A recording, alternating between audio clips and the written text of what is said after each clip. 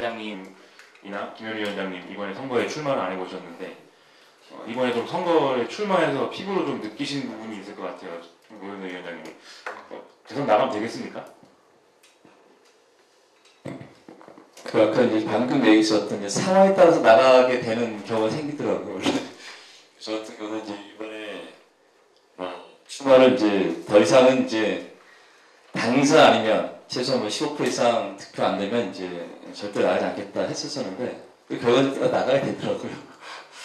그래서 지금 그 대선과 관련해서는 이제 이게 딱 떨어져 있는 것이 아니잖아요. 대선에 출마하면 만약 이런 문제로 이렇게 북한에서 논의될 문제는 아니고 어째 저희가 이제 당이 등록이 취소되고 새롭게 진보 좌파 정당 만든다는 이제 그런 과제를 안고 있는 건데 그래서 이제 그런 부분들을 뭐 지역에서 또 부문에서 노동이든 뭐 녹색이든 이런 부분들을 좀 엮어서 새롭게 진보 좌파 정당 만드는 내용들을 지역에서는 어떻게 또 부문에서 어떻게 자기들 혁신해 나가면서 새로운 진보를 재구성하는 과정에서 정당을 만드는 과정을 어떻게 만들어갈 것인가는 이 부분들이 좀 바탕에 깔려 있으면서 그 과정에서 그러면 이번 다가온 대선은 어떻게 할 것이 해야 되겠는가로 논의가 들어가야 된다. 그래서 이것을 출마 문제로만 이렇게 좀 협소하게 봐서 안 되지 않겠냐 그 생각이 좀 듭니다.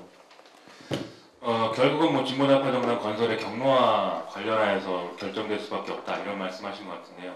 아무래도 중앙당에서 추진하는 이 진보좌파 정당 건설의 어떤 전망이나 이런 그림들이 있을 텐데 아직 확정된 것이 있는 것은 아닌 것으로 제가 알지만 그래도 좀 어떤 분위기로 좀 진행되고 있는지 권순 실장님이 말씀해 주시면 감사하겠네요. 네. 그 전에 저도 대선에 대해서 한 말씀 드리고 부담스러우실까봐 말을 하시겠네요. 예. 저기 무경대 위원장님 말씀에 제가 많이 공감이 가는 게 있습니다. 왜냐면 여기 보면은 뭐 독자 후보론, 민중 후보론. 근데 실은 선거 논의가 실은 후보 논의로 쏠릴 수밖에 없어요. 그렇다고 하더라도 저는 이 대선에서 특히 이번에도 봤듯이 선거가 후보만으로 이루어졌으면은 저희 아마 비례 그 후보는 실은 3% 넘겨야 되는 게 맞습니다. 왜냐면 김순자, 홍세화 그 기타 한 7명의 후보들이 그 한국 정당이 현재 제시할 수 있는 진보 정당이 라인업에서는 그냥 괜찮은 라인업이라는 우리는 뭐 좀 안 돼가지고 이렇게 어쩔 수 없이 가긴 했지만 그런 평가를 받았는데도 불구하고 표가 안 나왔잖아요. 그러니까 실은 이걸 봤을 때도 전 총선 보면은 후보는 선거에서 후보가 차지하는 것이 일정한 게 중요하지만 한계가 있다는 거죠. 거기에 뭐가 보완되고 보완돼야 되는데 아까 말씀드린 구도도 있어야 될 거고 그 다음에 또 뭐 정책 중앙당의 이번 선거에 대해서 가장 제가 봤을 때 가장 중요한 평가는 후보는 어떻게 그렇게 됐는데 진보신당이 뭘 주장하는지가 없었다. 이게 이제 제가 가장 핵심적인 평가인데 이슈가 없었던 거죠. 그러면 이제 대선을 할 때 후보를 낼 거냐 말 거냐 뭐 10억이 되냐 돈을 10억 이상 만들 수 있냐 뭐 이런 것도 중요하지만 저는 그것을 하기 위해서 우리가 필요하고 준비해야 되는 게 뭐냐 이런 것을 먼저 따져보는 것도 중요하다고 봐요. 그래서 저 개인적으로는 일단 구도로 봤을 때는 뭐 반응이 뭐 정권 교체 이런 게 바뀌진 않겠지만 최소한 우리 사회에서 이른바 진보 좌파라고 하는 세력들이 일정한 합의로 함께할 수 있냐 요것은 최소 좀 전제 조건 아니겠는가 이렇게 생각하고요.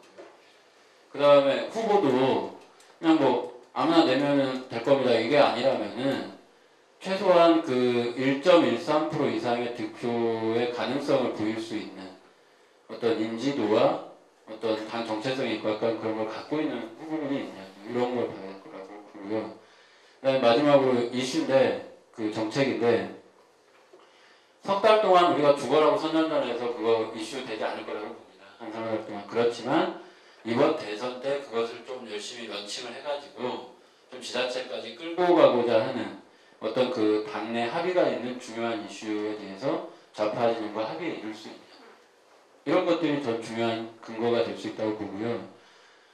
어쩌면 타협이라는 것도 있지만 저는 그런 것의 여건을 성숙시킬 수 있는 계획을 짜는 게 지금 우선이고 그 다음에 뭐 후보를 내야 될지 말아야 될지는 그거의 진행 정도와 성숙 정도를 보면서 판단해야 되는 거 아닐까.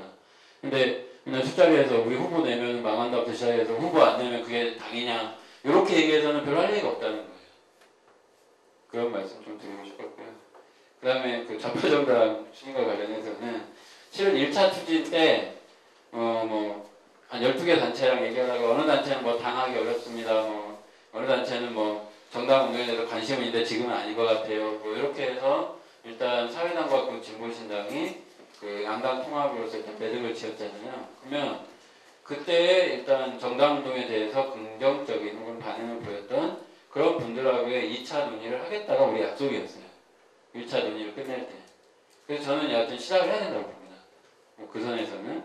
근데 이제 그게 어느 정도 진행될 거냐라고 봤을 때는 뭐 구체적인 이야기는 아직 진행된 게 없고 몇몇 토론회 이제 제가 봤을 때는 우리가 선거 때 이렇게 힘들게 선거를 치렀을 때 그래도 좌파 정당을 같이 좀 할 의지가 있거나 혹은 그런 거에 있으면 좀 귀를 기울여 보겠다 하는 분들이 제가 보기엔 크게 두 가지 세력이 있었어요. 학계의 진보교원이라는 분들이 계셨고 그 다음에 노동계 분들이 계셨는데 그분들이 그냥 선거 때 진보신당 잘하나 보자 하고 놓으신 것 같진 않다. 토론회나 진행되는 걸 보니 그분들도 나름대로 선거 과정에서 뭐 진보신당을 도우면서 또 고민을 해보신 게 있고 나름대로 조직을 진척시킨 게 있더라.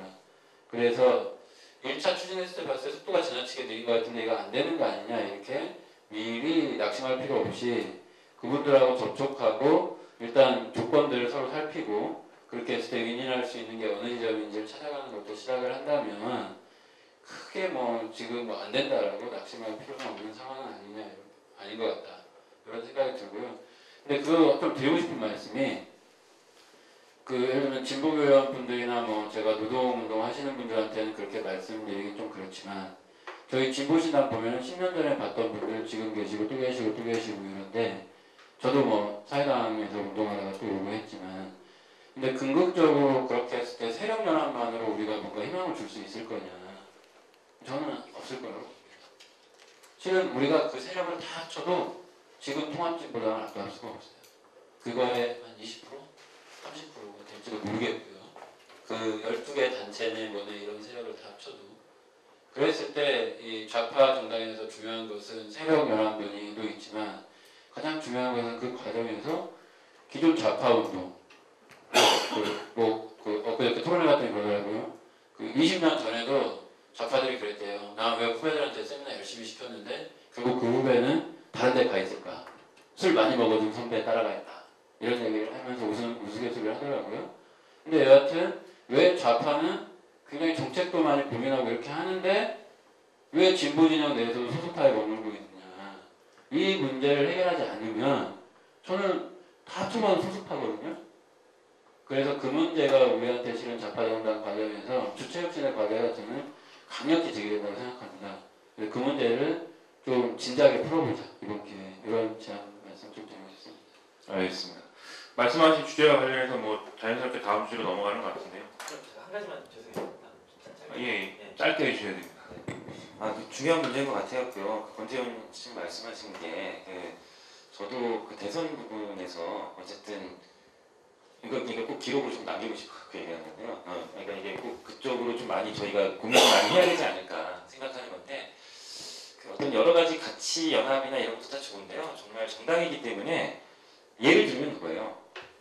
좀 민주당이나 이 야권 테이블에 적극적으로 저희가 들어가는 한이 있더라도 통진당을 뭐 같이 하는 한이 있더라도 예를 들면 소수 정당이 원내에 진출할 수 있는 정치 개혁 제도를 만들어내는 거. 그러기 위해서 지금으로는 녹색당, 진보신당 하늘이 무너져도 저는 못 들어간다고 생각하거든요. 원내 정당 꿈꿀 수 없다고 저는 생각을 해요. 아니면 풀뿌리 정당으로 가더라도 풀뿌리 지역 정당으로 가더라도 지금의 그렇게 그 중대 선거구제 하지만 그러니까 저희는 다 2인 선거구인데 2인, 3인 선거구에서 쉽지 않거든요. 녹색당도 그렇고 여기도 그렇고 이런 거에 대한 근본적인 제도 변화를 어쨌든 요구하면 저희랑 뜻을 같이 할 수밖에 없는 녹색당도 있고 다른 세력, 시민 세력들도 있을 수 있고 통진당 내에서도 그런 세력이 있을 거라고 저는 보여집니다. 그러니까 이런 걸 가지고 제가 너무 답답한 거는 제 개인적 정치적 성향에서 너무 고개열을 하신 것 같아요. 우리 당은 접촉을 너무 두려워하고 접촉에 대해서 정치인은 근데 그게 아닌 것 같거든요. 굉장히 접촉하고 토론하고 설득하고 근데 우리가 힘이 없으니까 외부의 그런 여론을 업어서 설득해서 우리가 이겨내고 우리가 가진 정치력이 온데 그걸 식으로 포장해서 우리 것들 따오고 저는 그게 우리 정치하는 것 같은데 아예 접촉을 안 하시려고 하는 듯한 느낌들이 저한테 받는단 말이죠. 그래서 그런 정치개혁 과제나 이런 것들을 가지고 세력들을 규합하고 그런 걸 해서 우리가 통진당이 지금 좀 약간 이미지가 안 좋기 때문에 저희가 또 나설 수 있는 부분이 있습니다. 그거 갖고 진짜 반MB 정서에 우리도 그걸 이용해 볼 수도 있는 거죠. 민주당이 이렇게 해갖고 어떻게 할 수도 있는 거고요. 저는 그런 것까지 열어놔서 다 열어놓으면서 한번 적극적인 정치 행보를 했으면 좋겠다. 그리고 그게 제일 중요한 게 아니냐. 그 후보 내느냐 출마 불출마로 논의가 이렇게 양분화되는 게 아니라 우리가 이번 대선을 통해서 이 소수정당이 앞으로 향후 10년, 20년 살아남기 위한 정치 기획들 그걸 갖고 이번 대선에서 우리가 제 세력들을 같이 모아나가는 과정들 이게 우리가 제일 중요하게 여겨야 되는 목표가 아닐까 그렇게 생각을 합니다. 결코 짧지 않았습니다. 네? 짧게 해주신다고 했는데 자연스럽게 그 부분과 연결되는 주제인 것 같습니다. 다음 이제 마지막 논의해야 될 지점인데요.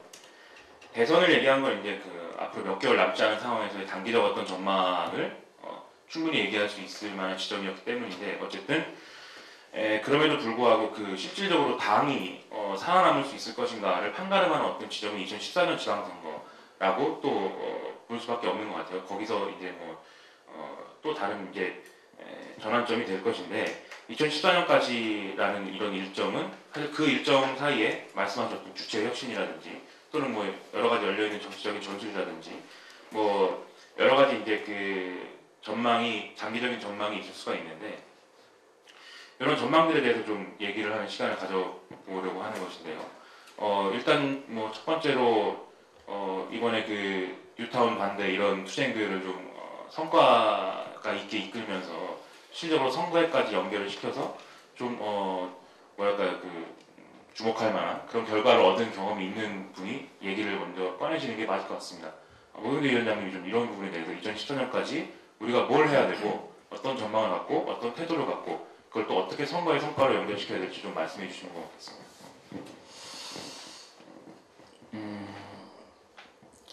일단 저 이제 지방선거와 관련해 가지고 뭐 저는 되게 좀 중요하게 다른 분이 마찬가지겠는데 실질적으로 중앙 정치를 지휘한다는 것 자체가 이제 지금의 선거 제도로는 정말 쉽지가 않다. 그렇다면 또 설사 그 진출한다 하더라도 그런 활동들 자체가 나름대로 의미 있는 진보적인 정치를 발휘하기 위해서는 이제 밑바탕이 받쳐주지 않는다면 이제 거의 그 대중 개인 정치인을 이제 키우는 수준에 머무른다는 것이 이미 경험이 있었기 때문에 뭐 지역에서의 진보 정치를 실현시켜 나가는 과정이 우리들한테 좀 중요한 과제이고 거기에 승부를 걸어야 되는 것이 아닌가 지금 보고 있습니다. 근데 지금 이제 지방 정치에서 또 특히 출마를 통해 가지고 새로운 정치를 해보려고 한다면 시간이 많잖아요. 그러니까 그동안에 보게 되면 선거 때 출마한다는 것이 거의 이제 선거 일정 나오면 그때 이제 후보 발표하고 그러는 건데 그렇게 되면 백지백패죠. 그래서 정말로 그 지방선거 준비한다고 하면 전 지금부터 해야 된다 보는 거예요. 실질적으로. 근데 문제는 이번에 뉴타운 투쟁 속에서 나름대로 이제 그 지지를 받고 또 그분들과 함께 총선까지 출마를 해봤었었는데 그것이 가능했었던 것이 여러 가지 요인이 있긴 하지만 이제 활동가 문제죠 결과적으로는. 그래서 두 사람이 저하고 이제 이한 부위원장이 거의 이제 횟수로 3년, 뭐 실질적으로 거의 이제 2년 가까이 거의 올인을 한 거죠. 그러면 2014년도에 지역에서 의미한 당선을 목표로 해보겠다 하는 것은 최소한 2년 정도의 전념하는 지역 활동들의 성과를 가지고 나가야 된다는 거다. 그러면 그런 활동도 해낼 수 있는 조건들을 어떻게 만들어 갈 것인가 라는 문제가 있는 거죠. 뭐 의제는 제가 봤을 때는 의제는 널려 있어요. 실질적으로 조사해 보면 지역의 현황과 의제들은 너무나 많은 것이고 다만 그런 것들을 누가 할 것이냐, 소는 누가 키울 것이냐, 소염을 누가 줄 것이냐, 이 문제가 과제인 거죠. 그래서 그 부분들이 준비되어지고 또 그 과정에서 지역의 다양한 이제 자원들을 뭐 심사단체, 노동단체든 노동조합이든 좀 엮어 나가면서 그런 의제들을 공동의 의제로 만들어내고 그것을 같이 힘을 모아가는 과정 자체가 지방선거에서 승리를 해낼 수 있고 또는 그런 과정 자체가 좀 실천적으로 뭐 지역사회를 바꿔나가는 새로운 이제 자포정당 건설의 과정이기도 하고 그런 것이 아닌가 좀 그런 생각이 듭니다. 말씀하신 내용과 관련해서 뭐 거의 지역 활동에 대해서는 이제 오랫동안 지역 활동을 해오신 어떤 경험을 갖고 있는 입장에서 말씀하신 건데 또 뭐 비슷한 수준에서 또 지역 활동을 계속 지역을 중심에 놓고 쭉 활동을 해오신 정영섭 위원장님도 뭐 말씀하신 부분들이 좀 있을 것 같아서 저는 아까 연동돼서 얘기하면요 대선하고 연동돼야 된다고 생각하고 왜냐하면 아무도 주목하지 않지만 이 부분이 저희가 속된 말로 이걸 가지고 대선에서 어쨌든 여러 야권 단일화의 어떤 진영에서 이 부분을 관철시켜내야 된다고 보고요. 그러니까 지역 풀뿌리 정치에서 소수 정당이 들어갈 수 있는 구조, 원내 그러니까 총선뿐만 아니라 지역에서 그러니까 예를 들면 이거 너무 좀 뜬금없는 얘기일 수 있어요. 그러니까 다 좀 이해하시고 들어주세요. 그러니까 구별 비례대표 지금 보통 2명 아니면 3명입니다. 각 구별 비례 구의원 대부분 2명일 텐데요. 2명 아니면 3명인데 비례 있거든요. 근데 이거를 최소한 4명으로 늘려라. 예, 비례를 그러면 녹색당까지 들어갈 수 그러니까 어쨌든 정당 순위 득표 4위까지도 뭐 이렇게 들어갈 수 있는 구조들 하여튼 뭐 이런 기획들을 어쨌든 합의를 저는 이끌어내는 게 미리 그러니까 제도 틀을 먼저 우리가 지금부터 고민을 해서 그 제도 우리가 싸우기 편한 링을 만들어 놓고 그 안에서 우리가 이렇게 활동가 양성하고 이렇게 그러니까 정치에 전념할 수 있는 이런 분들이 미리미리 준비할 수 있는 거 그런 거 좀 만들어 가봐야 된다고 생각을 하고요. 저는 사실은 정계 개편 준비를 해야 된다고 생각합니다. 진보의 정계 개편 준비를 저희가 이제부터 지방선거 전까지 해서 지금 힘든당 저 사태도 났고 하는데 진보의 재구성이라는 단어는 이제 너무 식상하고 이미 끝났다고들 다들 말씀하시니까 새로운 용어를 들이밀자면 진보의 정계 개편을 저희가 주도해야 되는 세력 그래서 그거를 지금 준비하고 어떻게 진보의 정계 개편을 일으킬 건가 저는 진보신당 독자적으로는 여전히 암울한 수준이 좀 있다 솔직히 그래도 물론 저희도 지금 대비하고 있습니다. 대비하고 있고 돌파하려고 하고 있는데 그거 더 큰 이익을 그러니까 우리가 그걸 만들어야 되기 때문에 진보의 정계 개편 그 다음에 정치개혁 논의 이런 것들이 좀 같이 가야 되고 메시지 전략은 아까 말씀하신 대로 지역은 사실은 워낙에 많아요. 그러니까 이렇게 거리들이 많기 때문에 충분할 것 같고 저는 사실은 이번 총선에서는 메시지 전략에서 되게 실망을 많이 했고 정책 자료집이 저렇게 이렇게 두껍게 나오는지 우리가 지금 정책의 정합성을 얘기할 때인가 예산이 이렇게 돼갖고 이렇게 실현 과정 이런 걸 우리가 왜 얘기해야 되는지 전혀 이해를 저는 못했거든요. 개인적으로 저는 기본소득 하나 갖고 갔어야 된다고 생각했어요. 원포인트로 가갖고 못 살겠다 100만 원이라도 줘라 뭐 이런 걸로 해갖고 들어갔어야 되는 게 아니냐 우리가 소수정당 원포인트로 가야 되는 게 아니냐 근데 총선은 그렇지만 지방선거 같은 경우는 지역에서는 여러 가지 의제를 메시지를 꺼내기는 그렇게 어렵진 않을 것 같다. 선거를 많이 저도 지방선거를 3번 이렇게 선거본부장으로 제가 해봤는데 그렇기 때문에 메시지나 이런 것보다는 그 전 단계들을 우리가 정계 개편을 어떻게 주도할 것이냐 정계 개편 해야 된다는 동의하시면 그럼 저는 그렇게 해야 된다고 보거든요. 진보의 정계 개편을 주도하고 거기에 지역 제도 틀 그래서 풀뿌리 진보 세력들이 구유에 진출할 수 있는 여건들을 끄집어내고 그런 담론을 형성시켜내는 작업들 이런 것들이 우리한테 지금부터 기획되고 연구되고 그래야 되지 않을까 이렇게 생각을 합니다. 말씀하신 내용을 좀 요약해 보면은 첫째로 대선 전술과 연계를 해서 선거제도 개혁의 문제가 집중적으로 제기되는 말씀하신 거고 두 번째로는 진보 진영의 어떤 정계 개편을 대비하고 그것에 대한 기획이 제출되어야 된다 이 말씀하신 거고 세 번째로는 지방선거에서의 어떤 그 정책 메시지 전략에서 뭐 여러 가지 지역에서 할 수 있는 것들을 찾아서 여러 가지가 있으니까 그걸 중심으로 뭐 기획을 해야 된다는 말씀하신 건데 요 첫 번째 얘기랑 마지막 얘기는 뭐 토론의 지점이 될 수 있다고 봅니다. 그런데 이 어떤 진보 진영의 정계 개편 문제와 관련해서는 좀 이 자리에서 또 뭐 다른 의견을 가진 분들이 있을 것 같은데 혹시 뭐 김현우 위원장님 뭐 말씀하실 부분이 있으면 말씀해 주시죠. 이제 뭐 선거제도 개혁 얘기를 하셨는데 대선에서 후보 전술 준비 안 하고 그게 되나요? 완주를 하든 안 하든 후보를 내갖고선 일단 악을 써야지 그 다음에 이를 좀 풀 수 있는 거 아닌가 싶은데 왜 그걸 굳이 그렇죠. 예. 공감이 더 많아요 사실은.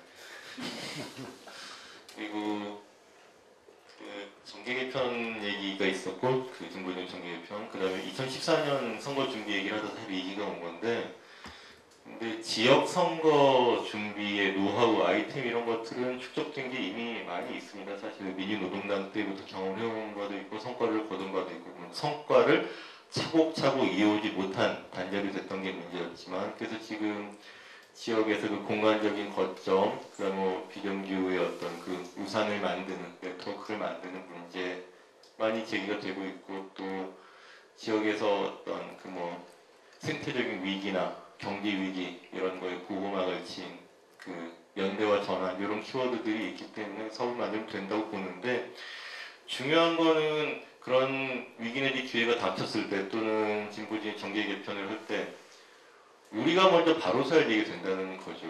그게 이제 제2창당의 과정인 것이고 우리가 그 막연히 문을 열어둔다고 개방적인 태도를 취한다고 되는 것이 아니라 우리가 뭘 했으면 좋겠다.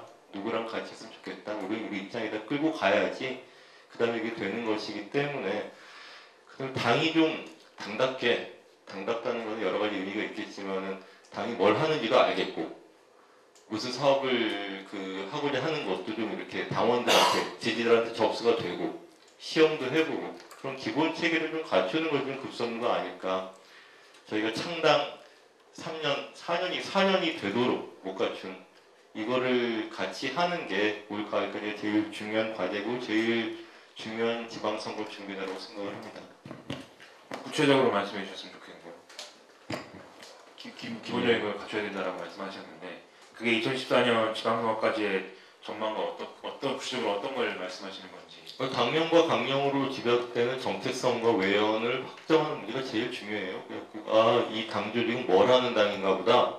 그래서 뭐 민중의 집 거점을 만들고 그 비정규 조직 사업을 하는데 이런 맥락에서 이 사람들이 이런 거를 하네. 그러면 좋네 나쁘네. 끌리네 안 끌리네.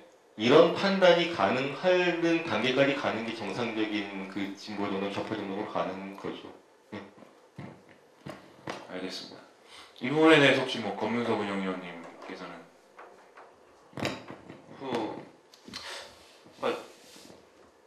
한 2008년부터 많이 느꼈던 것 같아요. 어쨌든 뭐 우리의 역사가 그러하니 해서 참 그 활동력 있는 분들이 되게 많은 동네입니다. 제가 느끼기에도 그러니까 되게 다양한 부분에서 활동할 수 있는 사람들이 되게 많은데 좀 그런 부분들이 이제 좀 유기적으로 많이 좀 못 모아지고 또 그 실제 당의 성과로 이렇게 드러나지 않는 부분들이 많이 좀 안타까웠고 그 좀 이제 그런 것들 좀 잘할 수 있는 길이 분명히 필요할 거라 생각이 되는데 이거는 앞서서 말씀하신 이제 김현우 위원장님 말씀하신 것처럼 저는 좀 우리 당을 설명할 수 있는 우리 스스로 설명할 수 있는 그런 언어나 이런 것들이 아직 좀 불분명한 것 같아요. 그러니까 솔직히 저는 그렇게 느끼거든요. 이게 뭐 당이 이렇게 국어사전 이런 데 보면 정치결사가 나오지만 정치결사는 되게 약한 틀이잖아요. 아시다시피 뭐 탈당하는 건 그냥 개인적으로 그냥 선택하면 되는 거거든요. 그러니까 노조는 이렇게 노조원에서 탈퇴하면 자기가 노조원이 아니게 되는 순간 받게 되는 불이익이 엄청 많지만 당원은 당원이 아니어도 전혀 불이익을 받지 않아요. 그래서 그러니까 왜 우리가 같은 당에 있어야 되는가에 대해서 스스로 좀 설명할 수 있어야 되고 솔직히 그런 것들 자체가 우리가 함께 그래서 이제 그 대선에서 이제 좌파의 가치를 어떻게 세우고 또 그리고 그 지방선거까지 좀 이어진다 좀 생각이 들고 또 그리고 뭐 또 이런 현재 좀 운동과 관련해서 좀 보자면 어쨌든 저희들도 다 그렇지만 이제 어쨌든 다 세대교체 과정을 겪고 있잖아요. 어쨌든 그런 7, 80년대 운동들이 어쨌든 무력해 가거나 어쨌든 뭐 주요화되거나 뭐 등등등 하고 있고 그래서 솔직히 좀 그런 면에서 봤었을 때는 저는 앞으로 우리가 하는 사업은 앞으로 또 우리가 하는 일은 좀 더 좀 공격적인 방식으로 했으면 좋겠어요. 그러니까 기존에 함께했던 분들에 대해서 함께하는 건 당연히 필요하겠지만 그것 좀 바깥을 보는 좀 일이 좀 필요할 거라는 좀 생각이 들고, 그래서 그런 면에서 보면 당연하게도 그렇지만 뭐 굳이 꼭 당협이 아니어도 좀 그 다양한 대중조직에서 활동하는 방식으로, 솔직히 선거 때 특히 지방선거가 특히 그렇지만 이런 뭐 여러 이렇게 정체를 알 수 없는 그런 대중운동 단체들이 많이 활동을 하잖아요. 저는 그런 단체들이 제일 많이 힘이 된다고 생각이 들고, 평소에 이렇게 열성적인 당원으로서 활동하시는 분들이 그런 공간에서 당의 이름을 알고 함께 활동하면서 그렇게 함께 좀 지내고 이렇게 하는 게 좀 좋지 않을까라는 좀 생각이 듭니다. 그래서 또 네, 이 정도. 예, 그 말씀을 들어보면은 좀 그 향후의 어떤 그 주체의 혁신과 이 2014년까지 전망에 대해서 뭐 큰 틀에서는 크게 차이가 있거나 뭐 그런 것 같지는 않습니다. 뭐 그런데 좀 어떤 차이점으로 느껴진달까요? 그런 것이 김현우 위원장님 같은 경우는 뭐 이런 어떤 뭐 새로운 세력들과 같이 하고 또 새로운 전망을 세워나가는 것은 중요하지만 그럼에도 불구하고 그것의 전제가 되는 것은 우리 세력의 어떤 틀을 먼저 갖춘 후에 그걸 토대로 해서 이런 앞으로의 전망을 만들어 나가는 것은 중요하다는 말씀하신 것 같고, 그에 비해서 뭐 정효섭 위원장님 같은 경우는 오히려 어떤 그 선거제도 개혁이나 이런 것에 방점을 좀 찍으시고 향후에 어떤 그 정계 개편과 관련한 어떤 준비를 좀 열어놓고 하는 것이 더 필요하다는 지점에 방점이 찍혀 있는 것 같습니다. 하지만 뭐 그렇게 해서 무엇을 하자는 것이냐라는 어떤 질문에 대해서는 크게 뭐 차이점이 느껴지거나 뭐 그런 건 아닌 것 같아요. 혹시 뭐 추가로 하실 말씀 있으시면? 저는 노경대, 그러니까 진짜 아주 기술적으로 그냥 들어가서 얘기를 하면 사실 노경대 위원장님 말씀을 우리가 제일 경청해야 되는 것 같아요. 이게 현실이거든요, 정치가. 그래서 저희도 지방선거 때, 이게 지방선거까지 지금 얘기하면 좀 그렇긴 하지만, 그러니까 연동돼 있는 거라서 지방선거 때 저희 마포 같은 게 8개 선거구가 있단 말이죠. 그 중에 2명을 출마시켰어요. 나머지는 6개 선거구는 다 지금 그러니까 민주노동당, 그 다음에 시민단체 이렇게 해서 꽉 찼어요. 근데 저희만 당선됐고 떨어진 한 명도 3등으로 아깝게 떨어졌어요. 그러니까 마포가 터가졌다고 맨날 그러는데 그럼 옆에 있는 민주노동당도 당선되고 딴 데도 당선돼야 되잖아요. 시민단체도 같이 마포에 있는데. 근데 저희만 됐어요. 1등으로. 한나라당도 누르고. 물론 그분이 탈당하긴 했지만 어쨌든 그 떨어진 한 명도 아깝게 3등으로 아깝게 탈락해서 2등까지 당선이었거든요. 제 얘기가 뭐냐면요. 차이점이 딱 한 가지였었어요. 그 2명만요. 당원들이 한 8개월 전부터 9개월 전부터인가 상견례를 줬어요.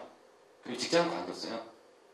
그리고 그냥 다녔어요. 하여튼 지역을. 저희 작전 짜갖고 계속 알려내고 계속 다니고. 근데 그 친구들도 어쨌든 이제 당에서 생계를 할 수가 있기 때문에 전념할 수 있었다는 거죠. 그러니까 이게 현실인 거예요. 사실은 이제 정확히 보자면. 그러니까 이 현실이 근데 되려면 또 뭐가 있냐면 너무 복잡하게 꼬여 있는데 결국 재정 문제인데 상경활동가를 하는 거고 이것도 대선하고 연동이 안 돼 있을 수가 없어요. 당원들 주머니가 한계가 있거든요. 또 나왔는데 10만 원씩 쓰려면 이번에도 10만 원 특별당비 난거 젠거 중앙당에서 저는 한번 나중에 질의 한번 해보려고 하는데 굉장히 저조했을 겁니다 아마. 네, 굉장히 저조했을 걸로 예상돼요. 근데 이런 거에 대해서 대선 때 또 어쨌든 10만 원 또 특별당비 내고 뭐 하고 이렇게 해서 이렇게 선거 때 되면 사람이 다 흥분되니까 지나고 나면 별거 아닌데 선거 때 되면 다 흥분되거든요. 왠지 후보 없으면 손해된 것 같기도 하고 막 이제 그렇게 하는데 막 했어. 근데 저조한 득표율에 뭐가 또 나와요. 이게 연동이 안 될 수가 없습니다. 지방선거랑 당원들의 사기, 재정 취업 문제 이런 여러 가지가 연동이 될 수밖에 없기 때문에 하나하나 사실 이렇게 신중하게 저는 좀 판단되어져야 되는 게 아니냐 이런 생각도 하게 됐습니다. 감정스러운 같긴 하지만 네. 알겠습니다. 혹시 뭐 권태훈 실장님하고 노영대 위원장님 중에 추가로 이 주제에 관련해서 하실 말씀이 있다면 좀 말씀을 해주시죠. 오 위원장님. 아까 저는 이제 고민이 있는데 이제 그 의회 주의 정당 관련해서 이렇게 좀 많이 고민을 좀 해봤으면 좋겠다 생각이 좀 드는 게 왜냐면 이게 그 당선을 시키는 게 목적이 아니지 않습니까 우리가 그 의원을 만드는 목적이 아니라 의원을 통해서 그 의정활동을 통해서 뭐 다시 한번 뭐 이렇게 지역이나 또는 이제 부문이나 당 활동들이 좀 더 활성화되어지고 그것을 참여가 더 높아지고 이런 과정이 같이 되어줘야 되는 것인데 저는 2014년도 지방선거를 준비하면서 당내에서 그 문제를, 다시 말하면 지금 현재 의원이 있잖아요. 당원들 의원이 있단 말이에요. 근데 그 의원들의 의정 활동들이 어떻게 되고 있는 건지, 그 의정 활동들이 제대로 다시 한번 그 지역사회에 새로운 진보적인 그 정치로 실현되고 있는 것인지, 그 의정 활동들이 새롭게 부문이나 각 노동자나 또는 뭐 다양한 주민운동에 조직을 가시키는데 어떤 기여가 되고 있는 것인지, 그 참여를 지금 계속 이끌어 나가고 있는 것인지, 저는 이 문제가 같이 짚어져야 된다. 이것을 놓치게 되는 순간 또다시 우리는 대중 정치를 만드는 것에 당력들을 올인하게 만들고 결과적으로 개인의 정치적인 진출에 불과한 그런 활동도 이어질 것이다. 그래서 저는 2014년도 그 선거를 준비하면서 이 문제를 내부적으로 혁신의 과제 중에 하나의 그 주제를 잡아서 진단해내고 그것을 이제 좀 해결하기 위한 방안을 같이 만들어지면서 비전이 돼줘야, 다시 말하면 저 의원이 나가는 것이 개인이 나가는 것이 아니라 지역에 있는 사람 많은 당원들, 또 많은 진보적인 활동가들, 그 시민들이 저 의원을 통해서 우리들의 생활이, 우리들의 활동들이 달라질 수 있다라는 것이 공감되어질 때 활동을 낼 수 있는 거죠. 함께 할 수 있는 것이죠. 그래서 그런 부분들이 꼭 반드시 짚어지고 정리됐으면 좋겠습니다. 알겠습니다. 뭐 이 정도로 말씀 나누면 충분할 것 같고요. 뭐 충분치는 않지만 오늘 나눌 수 있는 말씀들로서는 충분한 것 같습니다. 오늘 나눠볼 얘기들의 주제는 뭐 다 말씀한 것 같고요. 끝으로 뭐 아쉬우니까 돌아가면서 마지막 닫는 발언을 한마디씩 하는데 짧게 해주시면 감사하겠습니다. 검은석 의원님부터 돌아가면서 말씀해 주시죠. 뭐 좀 개인적으로 이렇게 선거 때 열성적으로 활동하지 못해서 좀 마음도 좀 되게 무겁고 해서 좀 많이 좀 그랬어요. 했는데 어쨌든 지금 상황에서 가장 잘할 수 있는 일들을 해야 되겠다 좀 이런 생각들이 좀 많이 들고, 그래서 좀 그런 부분에 있어서 중요한 건 저는 좀 함께 좀 당원분들이 좀 의지를 좀 가장 크게 모아줬으면 하는 건 어떤 일들을 해결하는 데 있어서 이게 너무 순차적으로 해결하지 않았으면 좋겠다 좀 이런 생각이 있는데, 저희가 이렇게 함께 이렇게 같은 당을 한다는 것의 좀 의미에 대해서 함께 좀 생각을 함께 좀 깊게 좀 해야 된다는 생각이 들고, 특히 어쨌든 가장 앞서서 해야 되는 뭐 총선 평가 포함해서 좀 이후 전망 함께 세우고, 또 그리고 제2창당하는 거, 뭐 또 그리고 대선에 대해서 저희가 입장을 정하는 거, 또 그리고 당명을 모여야지, 이런 부분들에 대해서 좀 더 적극적으로 좀 얘기하고 해서 꼭 해서 좀 이런 부분이 좀 최대한 좀 빨리 되고, 또 그리고 우리가 함께 좀 조직적인 결정을 한다는 것에 대해서 좀 의미를 좀 담고 해서 했으면 좋겠고, 그래서 저희가 이 진보 좌파 정당이라는 것에 대해서도 한번 좀 이게 되게 제 느끼엔 너무 추상 명사 같아가지고 이거 좀 구체적으로 풀었으면 좋겠습니다. 진짜로 풀었으면 좋겠고, 어쨌든 오늘 저는 그래서 제가 생각하는 그냥 제가 그냥 단편으로 넣었던 생각이긴 하지만 저도 나름대로 이제 논리적 구성을 해봤었거든요, 머릿속에서. 그러니까 그래서 좀 이런 부분에 대해서 좀 더 적극적으로 좀 얘기하고, 좀 이런 좀 분위기 속에서 저희가 좀 더 활동력 있게 좀 이렇게 해서 2012년을 좀 보냈으면 합니다. 감사합니다.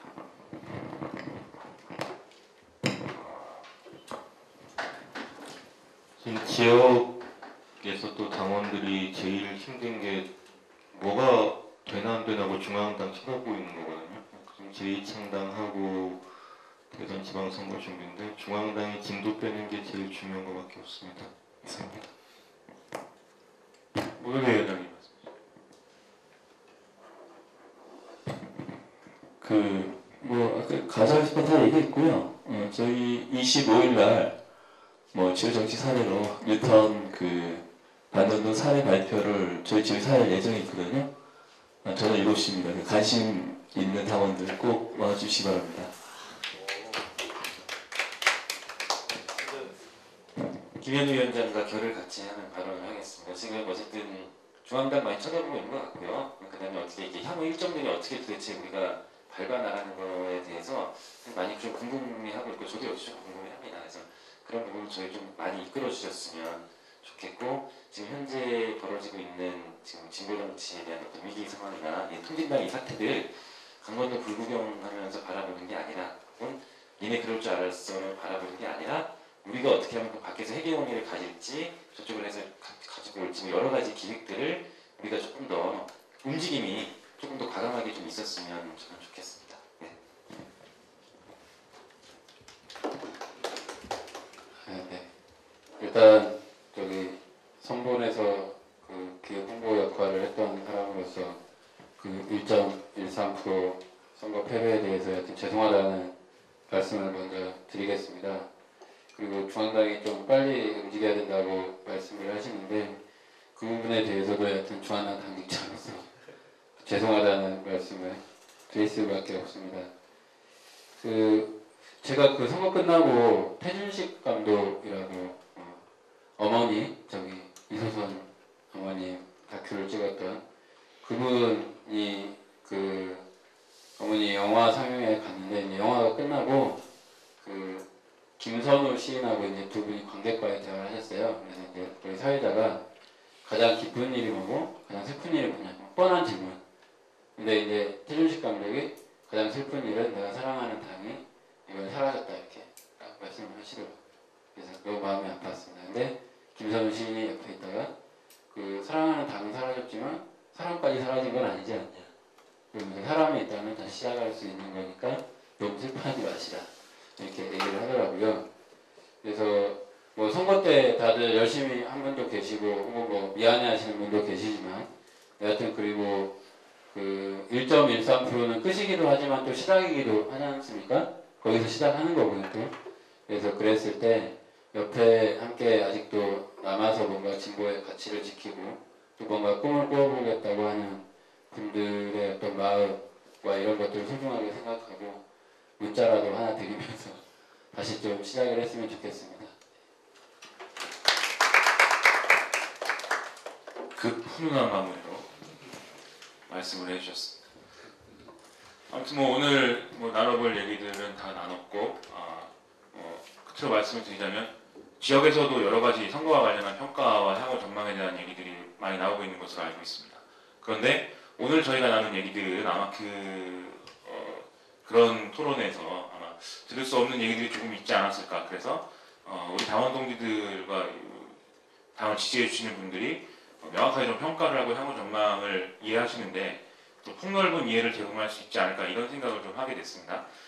애초에 기획도 물론 그런 의도로 했습니다. 그런 의도를 했고 그런 의도를 해서 이런 여기 계신 분들을 제가 부른 거고요. 제가 했습니다.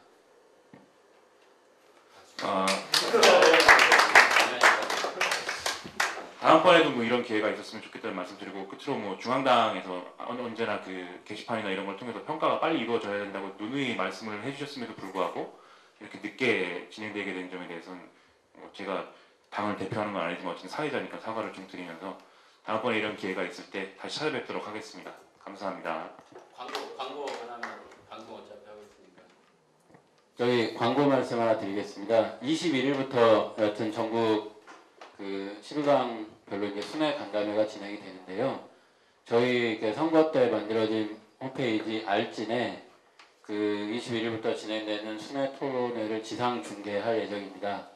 그래서 어느 지역에서 토론회가 있었는데 거기에서 당원들이 어떤 이야기를 했고 어떤 질의응답이 오갔고 이런 걸 쭉 지상 중계를 할 예정이고 그래서 또 그러다가 논점이 형성되면은 각각의 논지를 대표하는 분들의 기고글을 받아서 좀 지상 토론 이것도 좀 전개를 할 생각입니다. 그러니까 그 순회 토론회 기간에 그 세사계도 열심히 보시겠지만 알진도 좀 많이 봐주시기를 부탁드리겠습니다. 광고를 끝으로 이만 마치겠습니다. 감사합니다.